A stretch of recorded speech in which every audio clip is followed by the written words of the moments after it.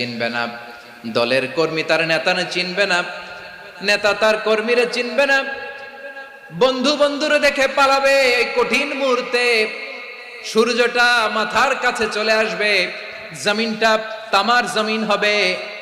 আজকের জমিনের মতো নয়। মানুষ ঘর্মাক্ত, ক্লান্ত, শ্রান্ত মাথার মগজগুলো কানের ছিদ্র আর নাকের ছিদ্র দিয়ে বেয়ে বেয়ে পড়বে। বিশ্বনবী ফরমান, ময়দানে 7 শ্রেণীর ব্যক্তিকে রব্বুল আলামিন তার আরশের নিচে ছায়া দিবেন। তার মধ্যে প্রথম শ্রেণীর ব্যক্তি হলো ইমামুন আদিল। ইমামুন আদিল, ন্যায়পরায়ণ শাসক,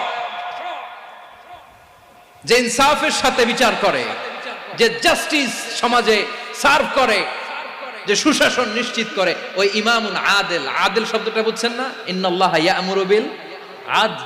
পাইছেন? আদিল। 7 শ্রেণীর ব্যক্তিকে আল্লাহ